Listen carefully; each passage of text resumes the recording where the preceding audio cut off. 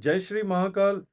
नमस्कार, स्वागत है आपका आपके अपने चैनल पे जिसका नाम है महाराज कपिल। तो चलिए, आज हम लोग जानेंगे कि अपनी कुंडली के अंदर कुछ ऐसे योग बनते हैं जिस योग के कारण एक रंक भी राजा बन सकता है और राजा महाराजा बन सकता है। क्योंकि अगर आपकी कुंडली में ये 5 ऐसे योग बन रहे हैं तो ये समझ लीजिएगा कि आप अपने जीवन में एक सफल इंसान बन सकते हैं। क्या आपकी कुंडली में भी राजा बनने के योग हैं? क्या आप भी धन, प्रसिद्धि और ताकत प्राप्त करना चाहते हैं? ज्योतिष शास्त्र में कुछ ऐसे 5 योग बताए गए हैं जिसे कहते हैं पंच महापुरुष योग। जिस इंसान की कुंडली में अगर ये योग बनते हैं तो ये समझ लीजिएगा वो इंसान अपने जीवन में उच्च पद की प्राप्ति करता है। अगर इन पांचों में से एक योग भी आपकी कुंडली में बन रहा है तो समझ लीजिए कि आप कोई एक साधारण इंसान नहीं है।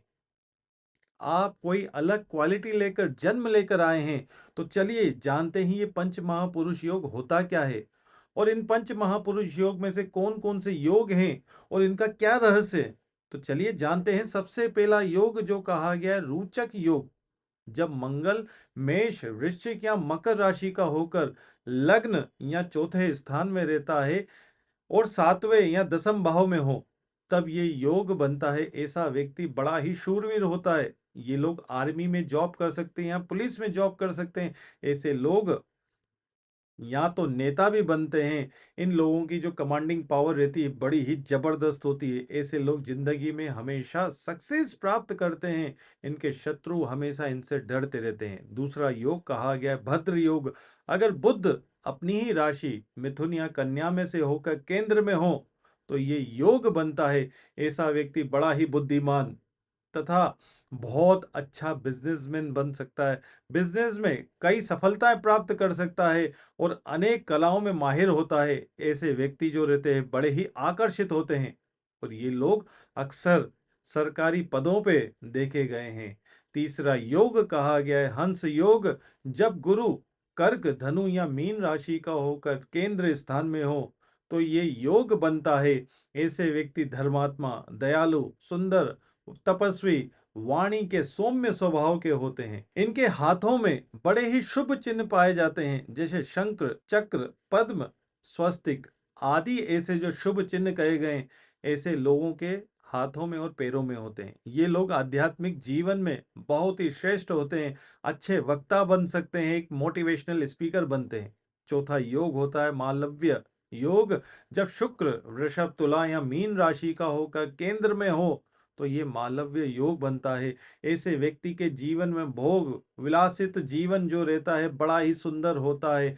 ऐसे व्यक्ति के जीवन में बहुत ही सुंदर स्त्री आती है, सुखों से भरपूर रहता है। इनका लाइफस्टाइल जो रहता है बड़ा ही लग्जरी होता है।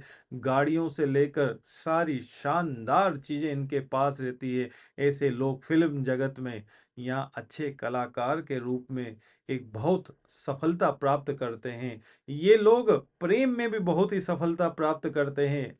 आखिरी योग कहा गया है पांचवा योग शष्क योग। अगर शनि और तुला, मकर या कुंभ राशि का हो तो ये योग अगर केंद्र में हो तब ये योग बनता है। ऐसे लोग जो रहते हैं बड़े ही शक्तिशाली रहते हैं। अपने जीवन में बड़े ही अनुशासित होते हैं। बड़े संस्थानों में ये उच्च पदों पर प्राप्त होते हैं। लेकिन एक चेतावनी देता हूं इन लोगों के लिए, इन लोगों का जो आचरण रहता है वो श्रेष्ठ नहीं होता है।